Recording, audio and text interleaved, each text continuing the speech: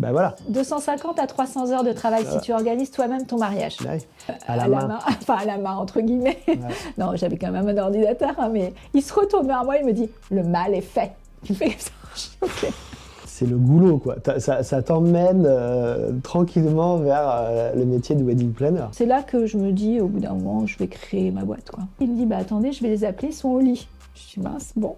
La loi de l'attraction. Voilà, qu'on travaille que l'été, mais pas du tout. En réalité, toute l'année, on travaille, on est occupé.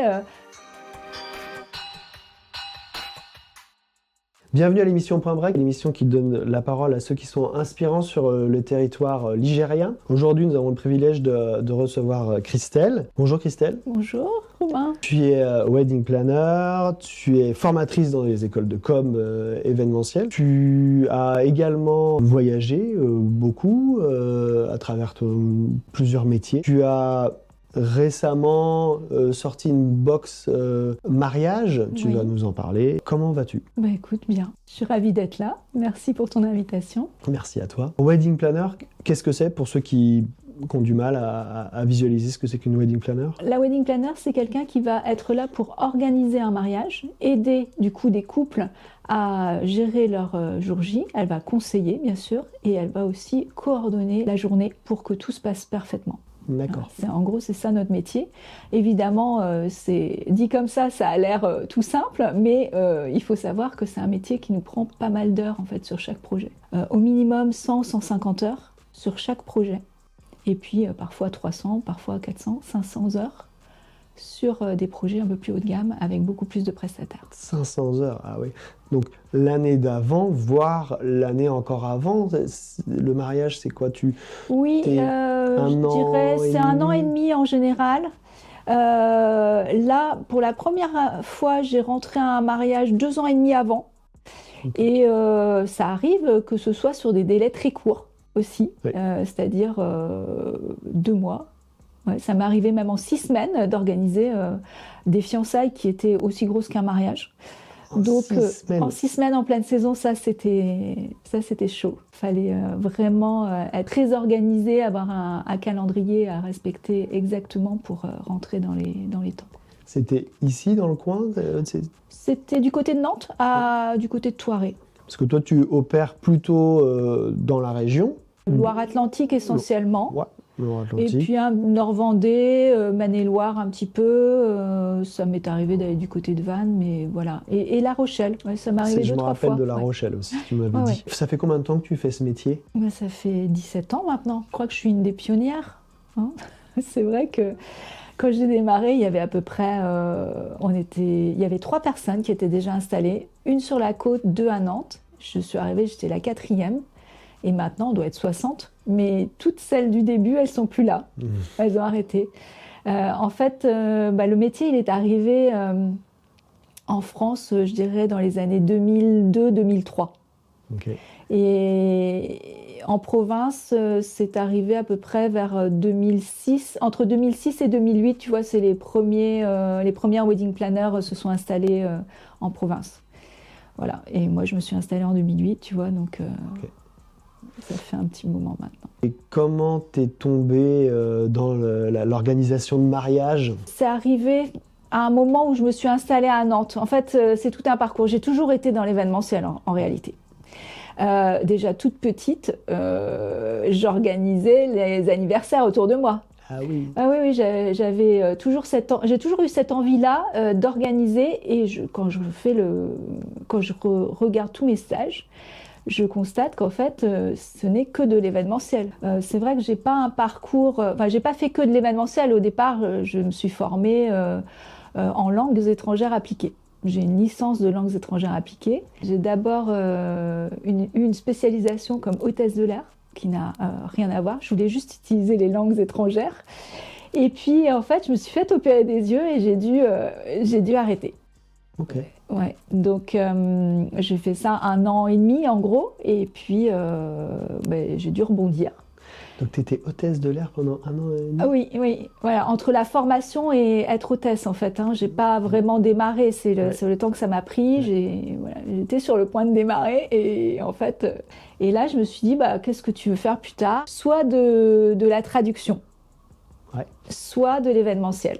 C'était l'un ou l'autre. Et puis, je me suis décidée pour l'événementiel et j'ai bien fait, parce que bon, quand je regarde mon parcours, j'ai toujours fait que ça. Donc, voilà, c'est vraiment une passion. Donc quand tu étais jeune et que tu organisais déjà les anniversaires, les choses comme ça, c'est quoi? C'est la satisfaction de voir l'autre Plaisir aux autres, plaisir. faire plaisir, ça c'est sûr. Faire des surprises, faire des beaux arrangements aussi, parce que je suis wedding designer, donc décorer, créer une jolie table, ça a toujours été quelque chose qui me plaisait. Donc tu fais une différence entre la wedding planner et ou la wedding designer. Ah oui. Oui, oui. Donc, on n'est pas obligé en tant que wedding planner, on n'est pas obligé d'exercer le métier de wedding designer. Moi, il se trouve que mon parcours a fait que je m'y suis intéressée.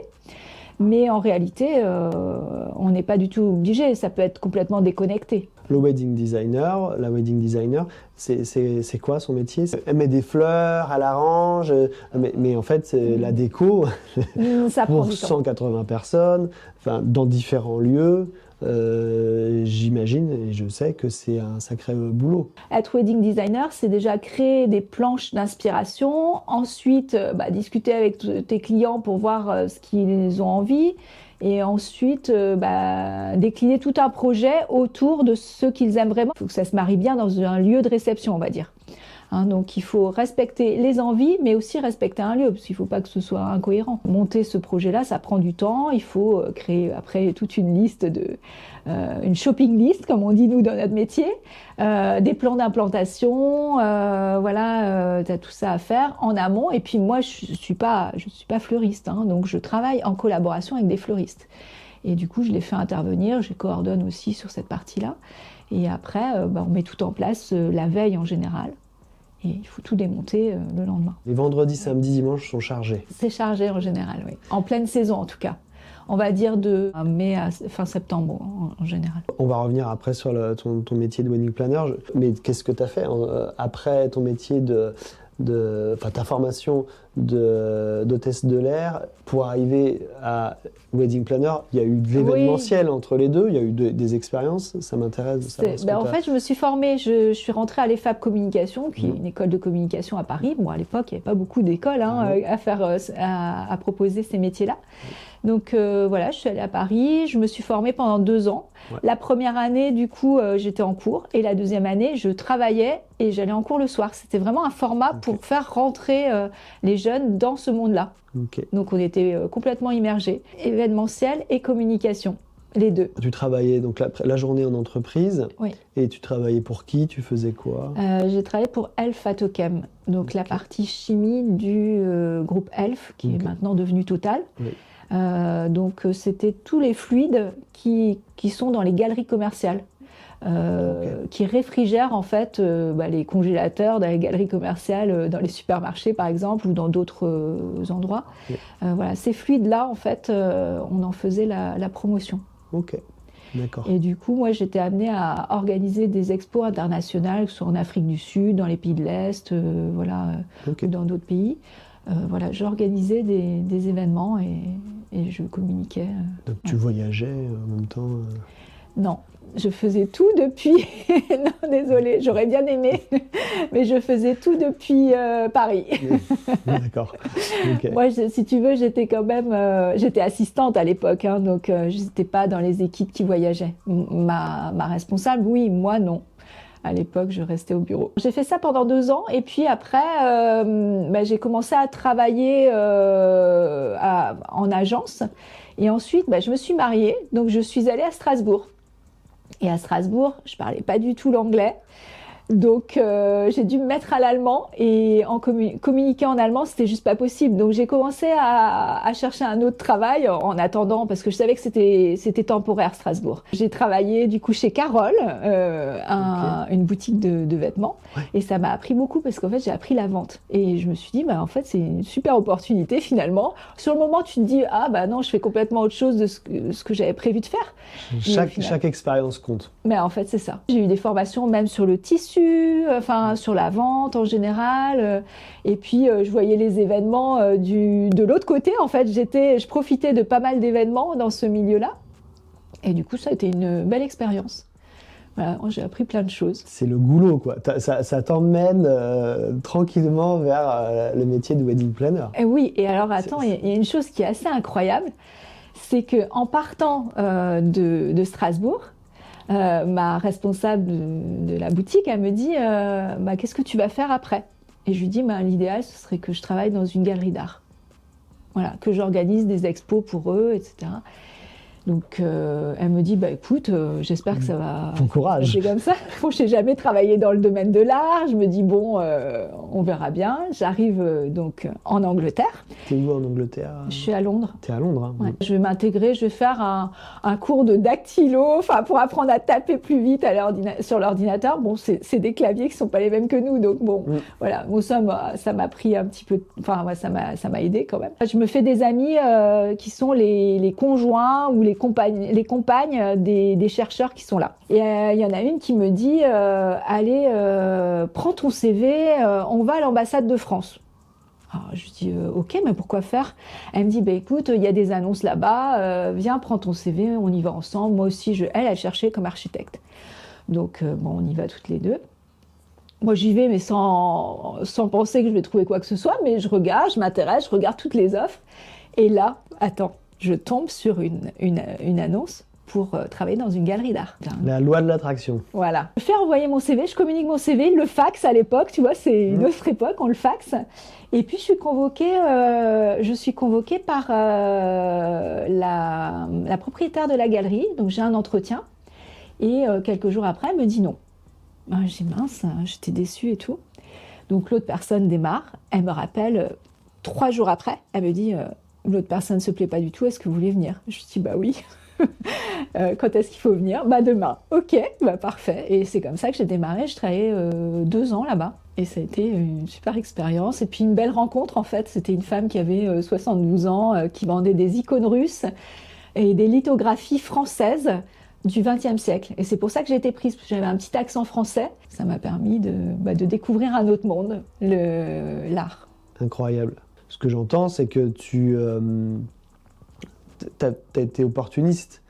Enfin, quand on t'appelle, on te dit non, ok, on te rappelle 3 jours plus tard, c'est oui, t'y vas dès le lendemain, ta copine qui vient te voir pour t'emmener à l'ambassade de France, tu dis oui, t'aurais pu dire bon, non, tu t'expérimentes et tu dis oui. Ah oui, j'avais cette envie de bouger, puis faire des choses avec d'autres personnes aussi, découvrir certaines choses, puis pas se bloquer inutilement. S'il y avait une opportunité, j'étais ouverte à cette opportunité. Oui, c'est bien, c'est une qualité. Vraiment, je me suis plu dans ce milieu, découvrir l'art. Et c'est là que j'ai découvert la décoration, parce que c'est moi qui faisais les vitrines, en fait. Okay. Toutes les semaines, il fallait changer les vitrines et du coup mettre en avant des œuvres d'art. D'accord. J'ai été prise parce que j'avais fait de la vente avant. Ouais. Elle était super contente parce que j'avais relancé les ventes dans la galerie. J'ai acheté plein de bouquins pour connaître ce milieu. J'ai lu beaucoup de choses sur les icônes russes. Je me suis formée sur l'art aussi. Et j'étais vraiment passionnée. J'avais vraiment envie de vendre et je vendais beaucoup. Les gens revenaient dans la galerie. J'essayais de mettre des choses très différentes dans les vitrines pour attirer des personnes complètement différentes. Et je lui ai vendu ses 2 plus anciennes icônes pendant qu'elle était à un salon un jour en Allemagne. Ouais. Elle devait être ravie. Ouais, elle était enchantée. Ouais. Tu as fait ça pendant 1 an et demi Oui, à peu près 1 an et demi, parce que j'ai eu les 6 premiers mois où je me suis formée, les 4 premiers mois. On va dire. Ok. Et après, tu as bougé de Londres? Oui, alors déjà, quand je suis partie de Londres, j'attendais ma première fille. Okay. Donc je l'ai eue, ça s'est passé. Enfin, j'ai accouché en France quand même, avant de repartir du coup au Brésil. Le père de ma fille était déjà là-bas. Ouais. Je l'ai rejoint, Jade, elle devait avoir 3 semaines. Elle était vraiment toute petite. J'arrive dans un pays où c'est très différent de l'Angleterre. J'ai pas le droit de travailler. Je suis maman, mais j'ai pas ma famille autour de moi. Là, ça a été super dur. J'avais rien à faire. C'était la violence partout. Il y avait plein de vols. T'étais où au Brésil? À Rio, à Copacabana. Et en fait, il y a beaucoup de violence. C'est un autre monde. Les gens n'ont quasiment rien. Il y a on va dire qu'il y a une population qui est soit très riche, soit très très pauvre. Il n'y a pratiquement pas de classe moyenne. Et je me retrouve dans cet environnement assez hostile et à pas savoir quoi faire. Alors que avant cela, à Londres, j'étais mais totalement... Enfin, j'avais une vie trépidante, je profitais de plein de choses. Et le week-end, c'était bien rempli parce qu'il y avait plein d'expos, plein de choses à voir, à visiter. Et là, je me retrouve dans un pays où, oui, je peux visiter un petit peu autour de moi. J'ai quand même un bébé que j'allaite. Il fait chaud, j'ai du mal à m'habituer. Je pense que je fais une petite déprime postpartum et du coup, c'est dur. Okay. Donc, c'est les prémices d'Internet. Donc, j'arrive quand même à envoyer des mails. C'est les premiers mails. Hein. Je suis là-bas en 2000. Je suis là-bas pour le passage à l'an 2000. Ouais, c'est les premiers mails pour communiquer un peu avec ma famille. Bon, j'ai un peu le téléphone et tout, mais les horaires sont complètement décalés. Je reste pas très longtemps. Hein. Honnêtement, j'ai qu'une envie, c'est de repartir, quoi. Donc, je reste... je crois que je suis restée entre 4 et 6 mois, peut-être 5 mois. Ouais. Okay. Et je suis rentrée en France. Et là, ça allait mieux. Mais c'est bien parce que c'est pareil, t'as pas attendu trop longtemps. Parce que tu sais, il y a j'ai des amis qui sont partis sur Paris, ils m'avaient dit oui, je reste 2-3 ans et après je partirai. Ouais. Puis au bout de 3 ans, ils n'en pouvaient plus. Et 7 ans plus tard, donc ça faisait 10 ans qu'ils y étaient, et ils me disaient toujours j'en peux plus, mais ils partaient plus. Oui.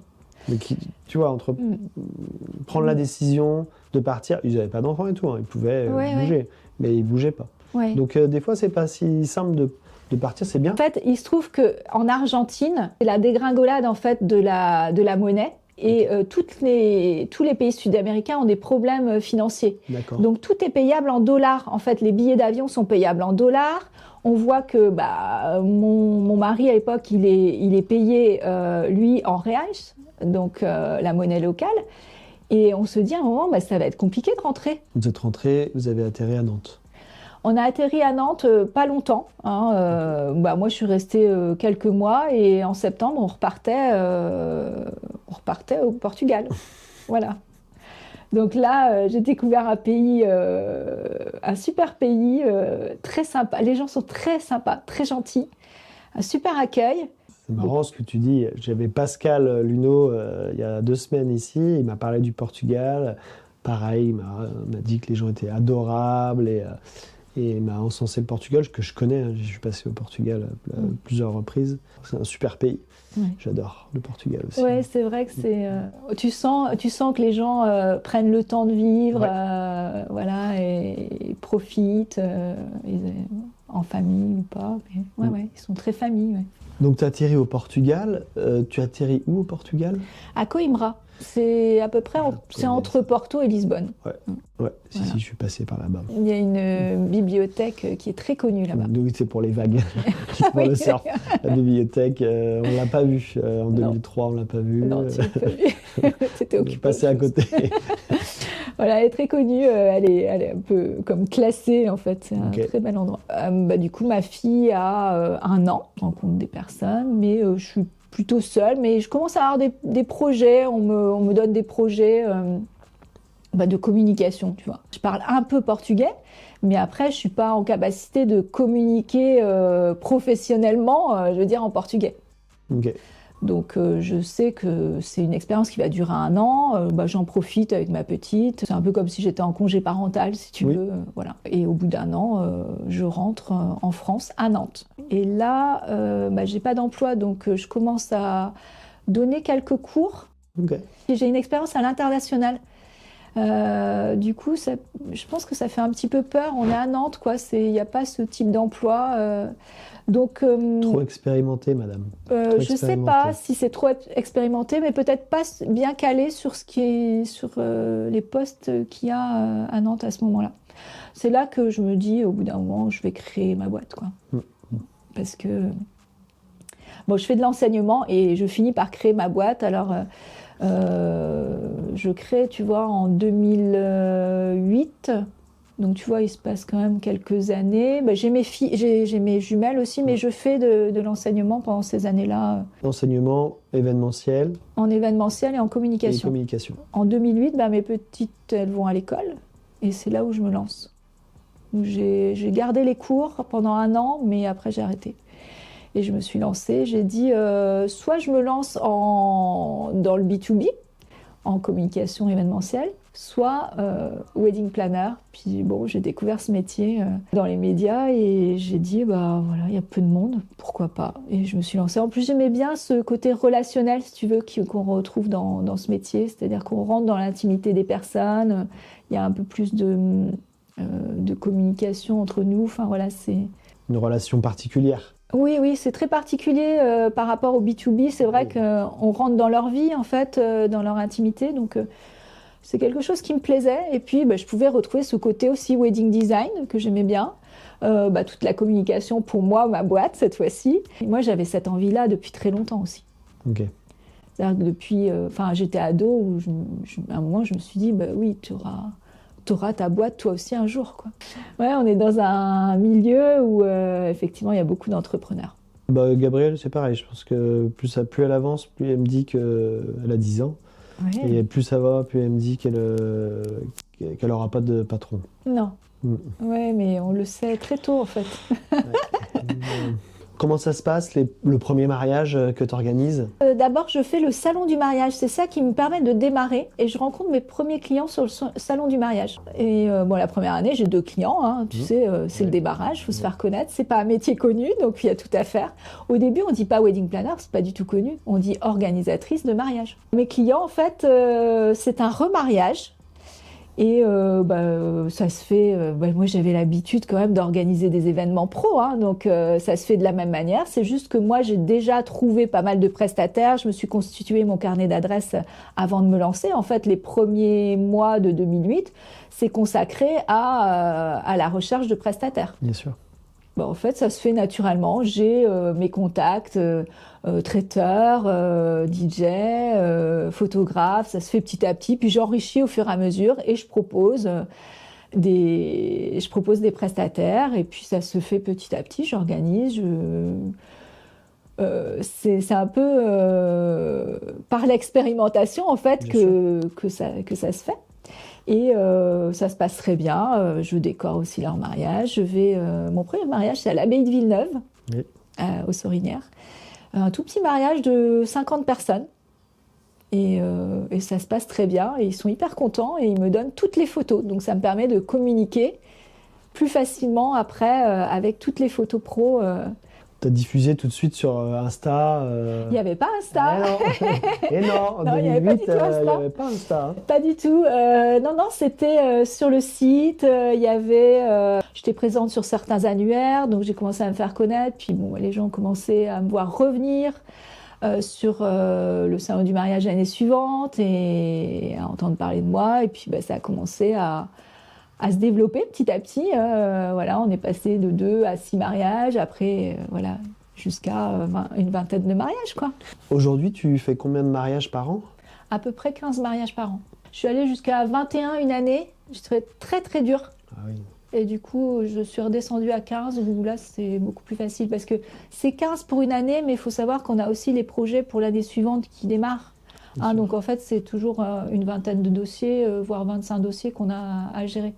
Et toute l'année? Toute l'année, parce qu'en fait, on a l'impression que, le mariage, ça se passe en été, que c'est saisonnier, qu'on travaille que l'été, mais pas du tout. En réalité, toute l'année, on travaille, on est occupé. L'hiver, c'est pas que le carnet d'adresses qu'on va refaire, c'est aussi toute notre com, préparer les mariages pour l'été. Ça prend un certain temps, plusieurs mois, un an et demi en général. Donc, on est en contact régulier tous les mois avec nos clients. Tous les mois, parfois toutes les semaines, voilà. Donc on les suit vraiment sur toute la période de l'organisation. Et ça ne s'arrête pas parce que c'est la saison des mariages. On continue à organiser ceux qui ont démarré, pour ceux qui ont démarré. Et il y a certains, leur jour J arrive, il y a encore un petit peu à faire, tout ce qui est carton de remerciement, etc., le suivi. C'est vrai qu'on ne compte pas nos heures dans ces métiers-là. Ah bah non, Alors comment tu t'organises dans l'année? Tu prends des vacances? Il y a un moment, pas l'été? Oui. C'est-à-dire que quand ça s'enchaîne toutes les semaines, tu peux pas t'éloigner. Et si tu as un mariage qui arrive même dans 2 semaines, tu sais que tu as la coordination en amont et que c'est compliqué de t'éloigner parce qu'il peut y avoir des choses en dernière minute à faire. Et puis, t'as pas l'esprit tranquille parce que tu sais qu'il y a un projet qui arrive, donc t'as des relances à faire, tu dois recontacter tous les prestataires, donc moi, t'es pas forcément disponible. Tu as toujours une petite assistante, quelqu'un? Oui, en saison, ouais. En général, j'ai quelqu'un pour la saison, ouais. Oui. Ouais. Parce que, tu vois, vu le nombre d'heures qu'on fait sur les mariages, c'est bien d'être à deux. Qui est en alternance? Parfois en stage, parfois des embauches ponctuelles pour des jours J aussi. Ça dépend de ce que j'ai à faire. Ça arrive que je sollicite quelqu'un pour venir renforcer l'équipe. Tu vois, sur des mariages de 200, 250 personnes, on n'est pas à deux, bien évidemment, on est à 4 ou 5. Alors, ça coûte combien une wedding planner? Ah, ça coûte combien? Eh ben, ça dépend. Ça dépend si on débute, ça dépend si on a de l'expérience, si on est à Paris, dans le sud de la France, en province. Donc, qu'est-ce que je pourrais te dire? Ça démarre à peu près à 3 500 € pour pour les jeunes pousses, on va dire, qui démarrent. Et puis, ça peut monter à 7 000 €, voire beaucoup plus si tu as beaucoup de prestataires. S'il y a des mariages haut de gamme où tu as 20, 30 prestataires, des attentes particulières, un budget spécifique, et bien là, c'est vrai que ça peut être au pourcentage, si tu veux, ça peut être 10% d'un budget. Il y a différentes méthodes pour se rémunérer en tant que wedding planner. Il y en a qui doivent prendre sur les prestataires.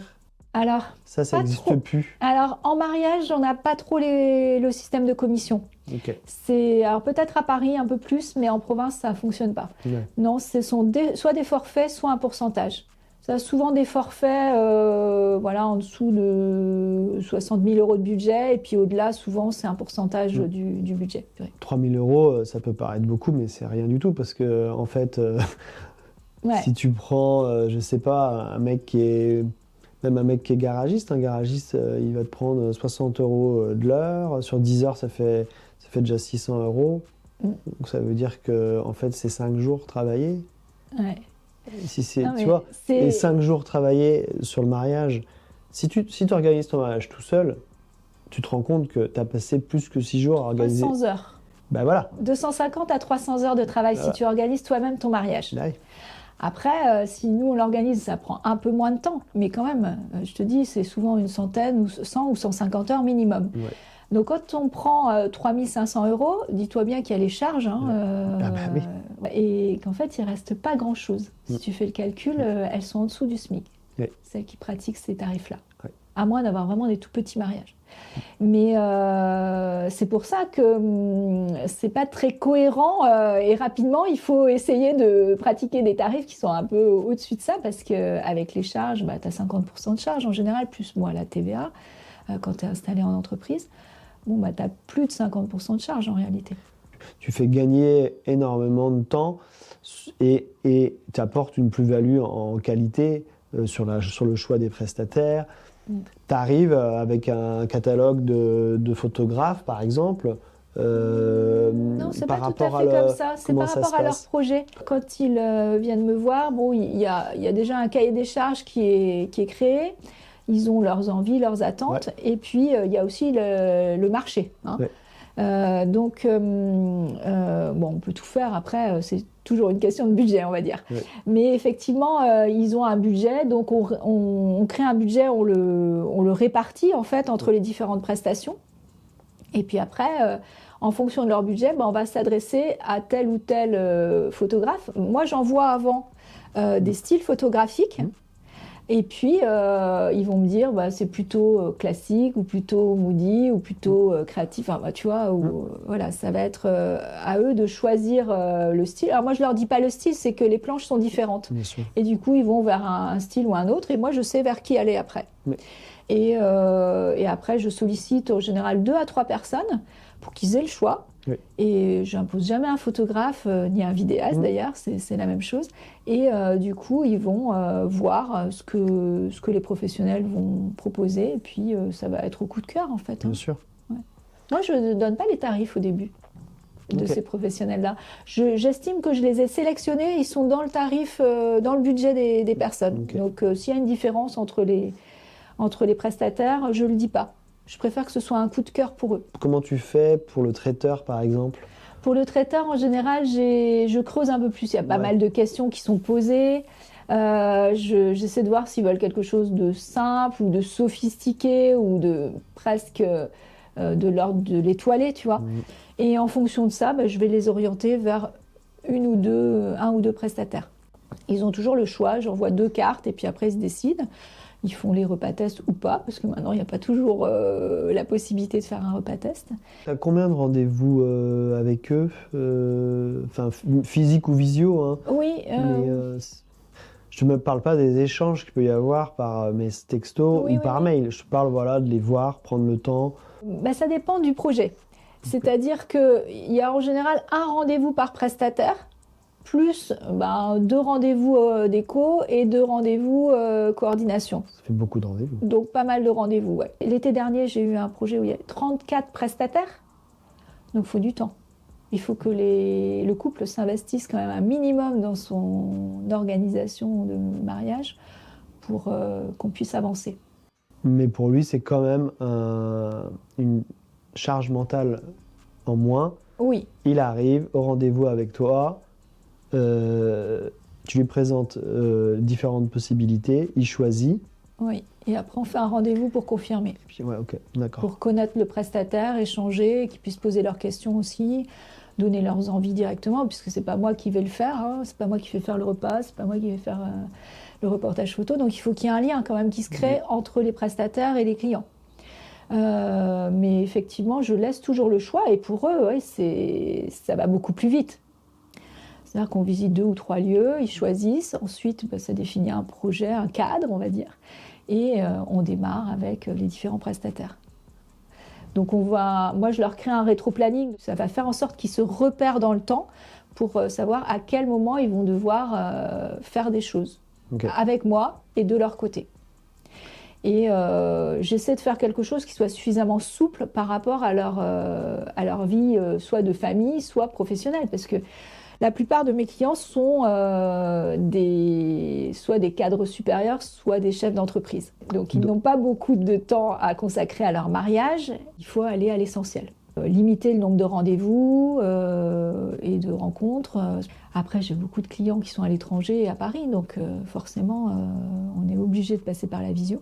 Ces rendez-vous-là vont nous permettre d'avancer plus vite, qui décident en fait ce qu'ils font, est-ce qu'ils prennent ce prestataire ou un autre. Et puis, au fur et à mesure, le projet va se dessiner. Et moi, je les oriente. C'est-à-dire, je leur envoie régulièrement des mails ou des informations pour qu'ils avancent. Et je vérifie qu'ils ont fait ce qu'ils ont à faire de leur côté. J'imagine 15 couples. Ils sont 2. Oui.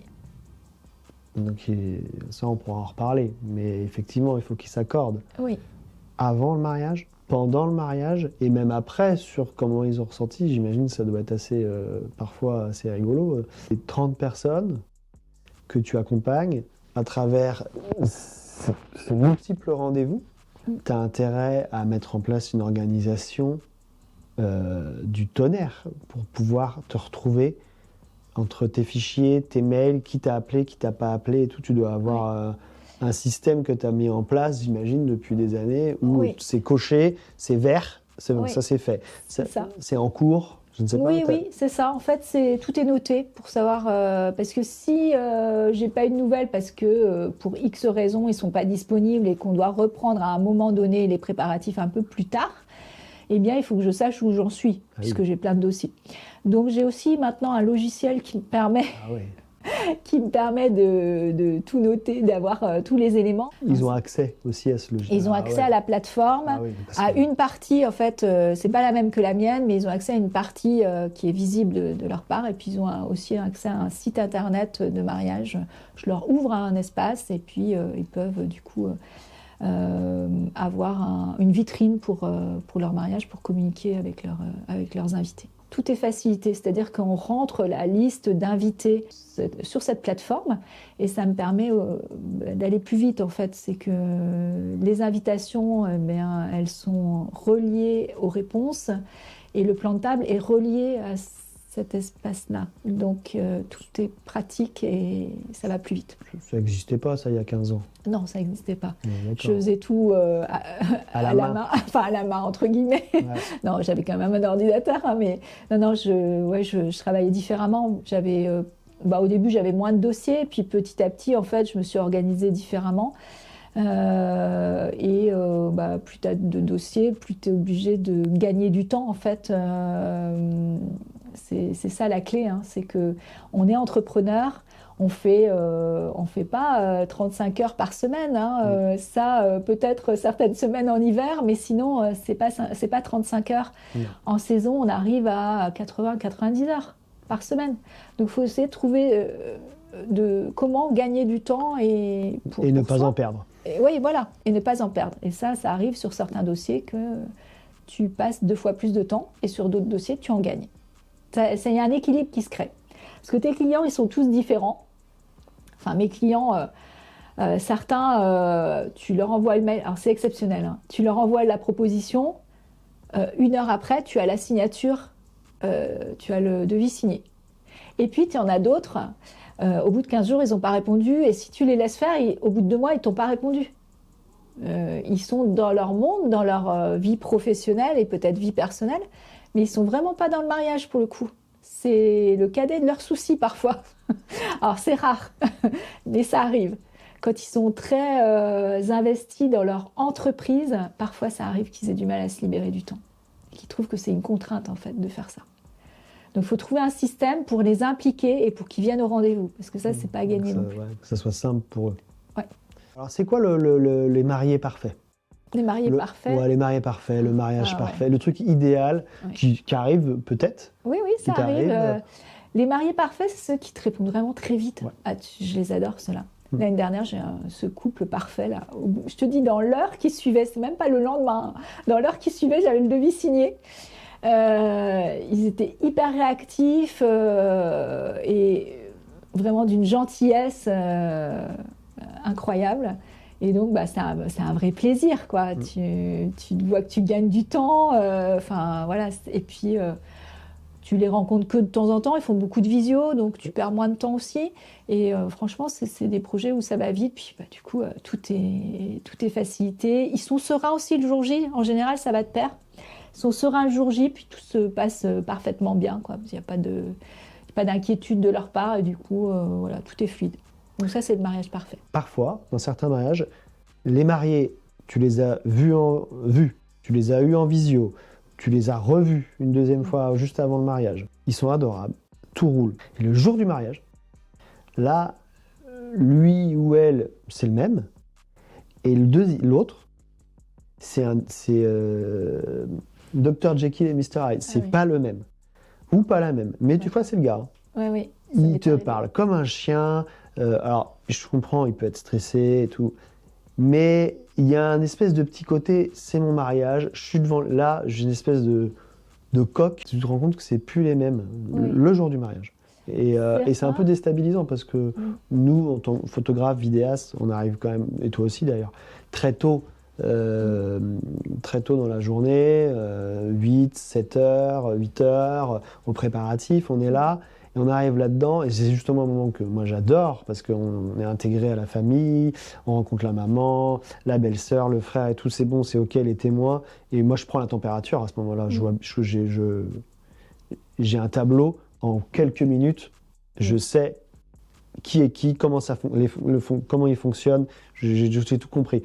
Et donc ça me permet de me positionner aussi, et puis de faire bien mon boulot. Mais tu arrives dans une ambiance comme ça, et là il y en a un qui est terrible avec tout le monde et avec toi, c'est dur, tu sais pas trop comment tu te dis ça va être chaud. La journée va être longue parce que moi je crois que je retiens qu'un seul mariage où le marié s'est révélé complètement différent des préparatifs comme tu l'as expérimenté toi. Ouais. Moi après au préparatif je ne suis pas là. C'est-à-dire que tout a été fait en amont, les essais, coiffure, maquillage, tout ça, c'est fait en amont. Donc, je ne suis pas au préparatif, je suis généralement sur le lieu. Et après, je les rejoins. Donc, si jamais ils sont exécrables avec leurs proches le matin, toi, tu le vois parce que tu es vidéaste, le photographe, mais moi, je ne suis pas là. Coiffeur, maquilleur sont là, donc ils voient ça.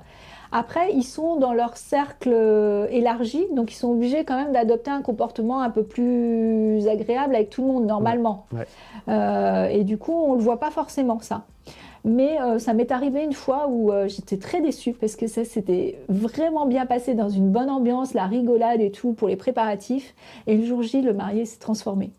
Ouais, il était vraiment très différent. Bah, déjà, il a commencé à parler de moi et je l'ai entendu parler de moi à sa maman en disant bah, tu verras, Christelle elle est très extravertie, très. Bah, je trouvais ça plutôt bien. Moi, enfin voilà. Peut-être qu'il n'aimerait pas que je sois toute renfrognée, toute triste dans mon coin. Bon, j'ai trouvé ça bizarre. Bon, après, peu importe. Et puis, la journée s'est passée et le soir, il se trouve que je n'avais pas trouvé leur petite figurine de mariage pour mettre sous une cloche au moment du gâteau. Donc, j'avais mis celle du traiteur avec une petite décoration végétale. Et là, donc, il voit ça. Il se retourne vers moi, mais méchamment, quoi. Et il me dit, je vous ai pas payé pour oublier nos figurines de mariage. Je me dis, waouh, c'est violent, quoi. Aïe. Ouais. Et du coup, j'ai dit, mais je les ai pas trouvés. Mais ils avaient amené plein de déco de Chine et tout ça. Et puis, du coup, je trouvais pas dans les cartons, j'ai rien trouvé. Et il me dit, mais c'était avec la cloche. Donc, je retourne, je cours, je vais chercher le carton en question. Je vois rien dedans. Et puis, dans un papier journal tout déchiqueté, en fait, il y avait 2 petites figurines, effectivement. Mais comme elles étaient en polystyrène, je n'avais pas vu qu'elles étaient là, dedans. Je croyais que c'était quelque chose pour entourer la cloche. Donc, je les ramène, je change et tout. Il se retourne vers moi, il me dit, le mal est fait. Il fait comme ça. Je dis, OK. Alors là, je dis, OK, bon, bah... Non, mais c'était rien contre toi. Il allait pas bien, donc fallait que ça sorte. Et c'est toi qui prenais, mais en vrai, il n'y avait rien... Eux, ils avaient pris 10 carafes. Je n'ai toujours pas compris pourquoi. Et en fait, le traiteur était censé aller ouvrir la bonbonne et faire couler dans la carafe pour ensuite servir les gens. Tu vois le principe, c'était pas du tout... Enfin... Moi, j'ai jamais vu ça et personne ne fait comme ça. Mais bon, ils m'ont reproché ça et plein d'autres choses, comme quoi ils s'étaient pas amusés à sa soirée dansante. Donc j'ai appelé le DJ, je lui ai dit, bah écoute, apparemment il s'est pas amusé. Il me dit non, il te mène en bateau, c'est pas possible. Il me dit, il était en sueur sur la piste, je peux te confirmer qu'il s'est amusé. Je sais que dans sa vie professionnelle, il n'était pas forcément au top. Alors est-ce que c'est ça qui l'a contrarié? J'en sais rien. Voilà. Okay. Mais ça ouais, c'est une de mes pires expériences. Ouais. Et sinon, j'imagine que tu as dû faire des organisations de mariage aussi de dingue, des arrivées en hélico, des choses comme ça. Régulièrement, j'ai des mariages très originaux. Ouais. Et l'été dernier, j'ai organisé un mariage sur le thème festival. Donc, c'était pas un mariage classique. Ils sont allés à la mairie 1 an avant. Ils se sont mariés civilement et le jour J, ils ont voulu faire un festival parce que c'était des fans de musique. C'était une grosse organisation. Enfin, c'était un moment unique, quoi, parce que j'ai jamais organisé ça. Des gens hyper sympathiques en plus, ce qui me gâche rien. Enfin, c'est vraiment un plaisir du coup de les accompagner. Encore plus un plaisir parce que tu profites aussi avec eux. Ils te disent de profiter avec eux, donc ça c'est chouette. Tout en gardant un œil sur toute la coordination, bien entendu. D'aller de trouver un lieu qui accepte un festival privé, donc ça, c'était pas évident. Il y a quand même un lieu qui a accepté, le château de Noirbreuil, qui a dit OK. Et j'ai fait venir une tente de 400 mètres carrés, une autre tente plus petite, de je sais plus 50 ou 100. Et puis après, toute la régie technique, toute une équipe son, lumière, pour faire tous les branchements aussi, un groupe électrogène, enfin bon, ouais. Et après, tous les groupes. Combien de groupes? 4 groupes, plus un DJ bien spécifique. Et puis, photographe, alors pas de vidéaste, bizarrement. Traiteur, food truck, maquilleuse, coiffeur, voilà, jusqu'à des personnes pour faire les chambres. La location de linge, enfin des choses très inhabituelles. J'ai eu 2 jours de coordination avant le mariage pour préparer l'ensemble. La veille, j'étais à fond avec les balances à faire avec chaque groupe. Tout était chronométré, millimétré pour que tout le monde puisse partir à l'heure et être dans les temps, pas prendre de retard et tout. Et les groupes ont été super. Des styles différents, donc ça a monté crescendo. C'était plus calme au début, puis Au fur et à mesure de la soirée, il y avait plus d'ambiance, puis ils ont commencé à danser.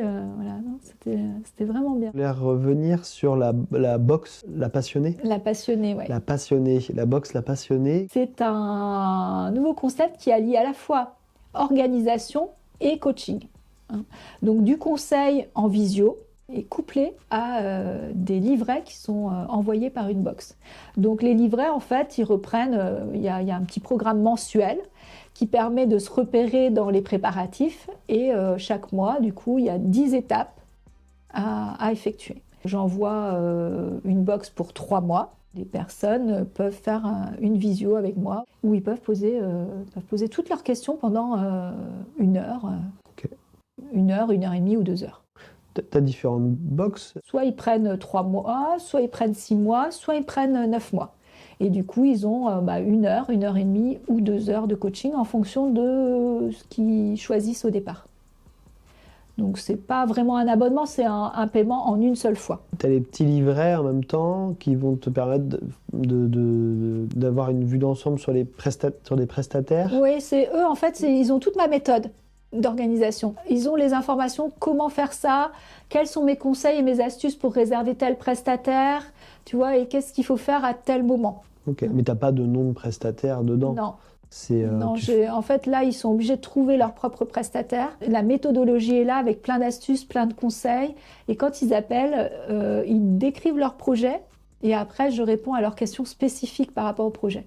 Et c'est là où ils se disent, ah bah oui, c'est chouette parce que la dernière en date, elle m'explique un peu qu'elle a du mal par rapport à son traiteur et tout, qu'elle commence à être hors budget et tout, et qu'elle ne sait pas trop comment gérer. Et je lui ai donné des astuces, évidemment, pour rester dans son budget et pour diminuer certains coûts, parce qu'elle était partie dans quelque chose qui correspondait pas au budget qu'elle s'était fixé, quoi. Si leur planning n'est pas clair, on le termine ensemble. Après, s'ils ont des demandes spécifiques par rapport à un contrat, on peut regarder le contrat aussi ensemble. Tu vois, on peut faire pas mal de choses pendant l'heure de rendez-vous. Donc où est-ce qu'on la retrouve alors, cette box? C'est sur Internet?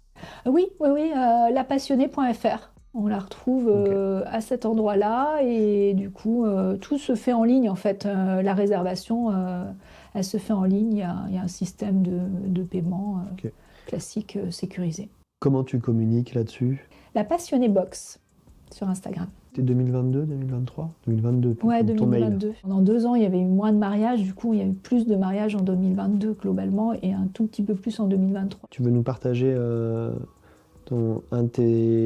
un mariage coup de cœur? C'était donc en 2011, Ouais. un mariage où, pareil, je les rencontre sur un salon, ils viennent me voir. On fixe un rendez-vous et le matin du rendez-vous, j'arrive et les volets sont fermés. Je me dis, attends, c'est trop bizarre. Je me dis, comment ça se fait? Les volets sont fermés. Donc, je vais frapper au volet, parce que je ne vois pas de porte ni rien. Je me dis, comment ça se fait? Et puis, le fils arrive, il me dit, attendez, je vais les appeler, ils sont au lit. Je dis, mince, bon. Donc, lui, il arrive, il dit, non, c'est mort, elle ne viendra pas, il faudra refaire un autre rendez-vous. Je dis, ok.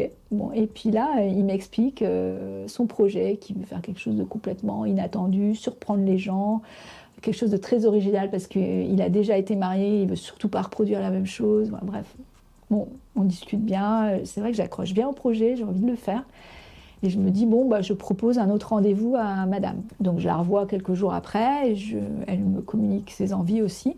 Et en fait, je leur ai proposé 3 organisations de mariage différentes. Il y avait un thème circassien, il y avait un thème 17e siècle revisité, et je ne me souviens plus du 3e thème. Mais ils ont pris le 17e siècle revisité. Je me suis éclatée tout du long parce que rien n'était dans les normes. J'ai commencé à faire en 2011, tu vois, mon premier Save the Date vidéo parce que je voulais faire un Save the Date sous forme de parchemin. Et il m'a dit, non, c'est vu et revu. Je me suis dit, ah ouais, la barre, elle est là-haut, quoi. En originalité, il va falloir se creuser la tête. Et là, je me suis dit, il n'y a qu'une vidéo. Et donc, j'ai écrit un petit scénario, je leur ai envoyé le projet et ils m'ont validé. J'ai fait un petit budget pour ça, quoi. Et donc, je suis partie avec un acteur, un cheval, et donc j'avais fait valider un texte. Et du coup, On a fait une scène et on a galéré comme tout parce que le cheval, il voulait pas avancer. Et au moment où il a voulu avancer, il a fait tout un tour du lieu où on était. Et il a fini par revenir, on a fini par avoir une prise qui a été la bonne, parce qu'on n'a pas eu trop le choix, le cheval il voulait pas. Et l'acteur il était pas, enfin il voulait pas aller trop vite non plus, enfin bon bref. On a fait se faire par vidéo et tout a été très original. J'ai fait le premier flash mob avec de l'escrime artistique, tu vois. Ok. Les invités sont arrivés, ils avaient des petites voiturettes de golf pour se rendre sur le terrain, qui était à l'époque un jardin, c'était un grand parc du côté de Saumur, où il y avait des statues sous cloche, des fontaines, un peu comme un petit Versailles, quoi. C'était sous tente, hein, c'était une tente un peu baroque, il y avait du rouge, du noir, mais c'était la mode à l'époque, hein. Et le traiteur, c'était un traiteur haut de gamme, il n'existe plus enfin, sous cette forme-là, là-bas.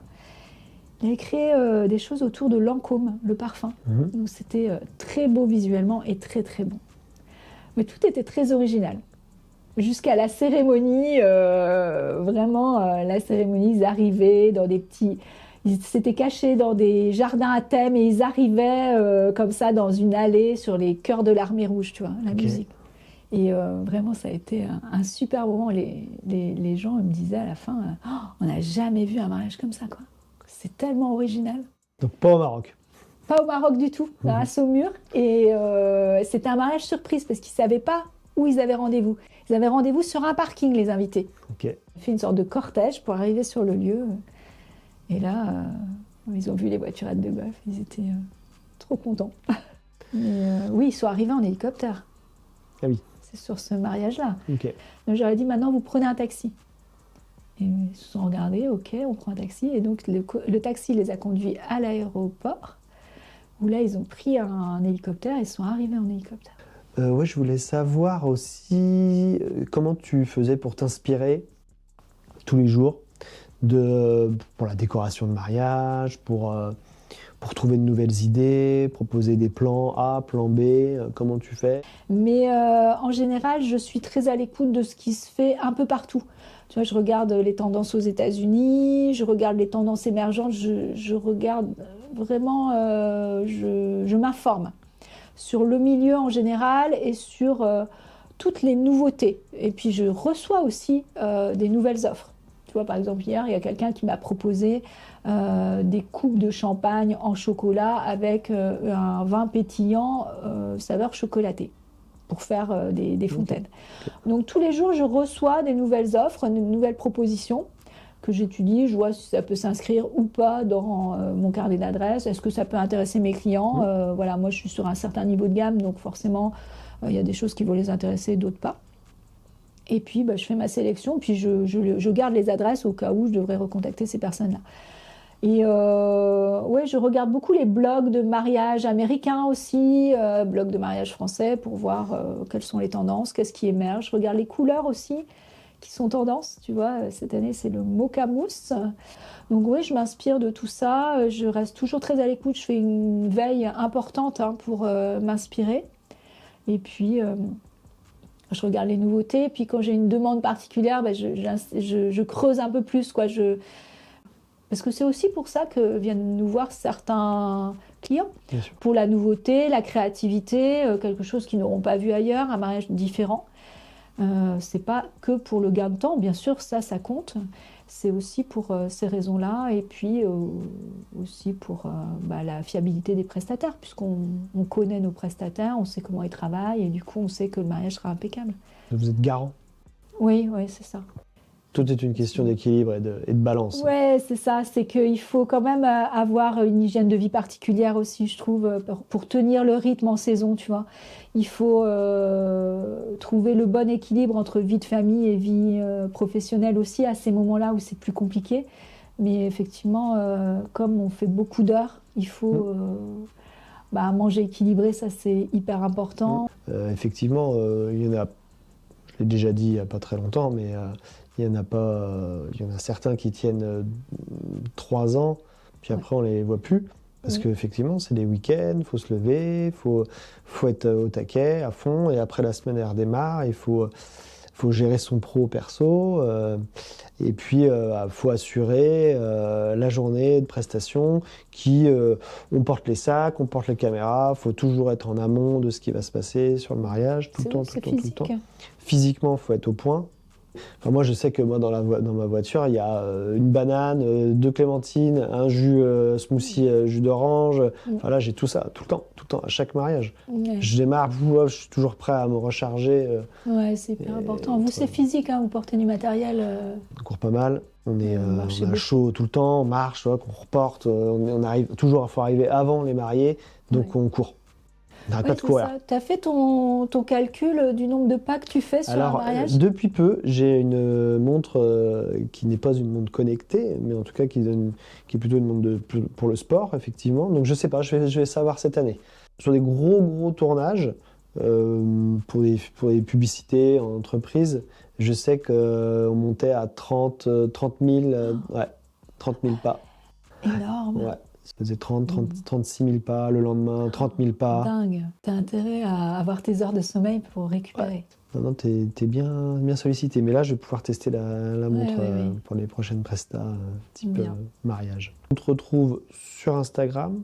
Lapassionnée.fr, le site. Lapassionnée.fr, agencepassionnément.com. Merci beaucoup. Merci Estelle. à toi, Romain, et pour ton invitation. C'était un plaisir.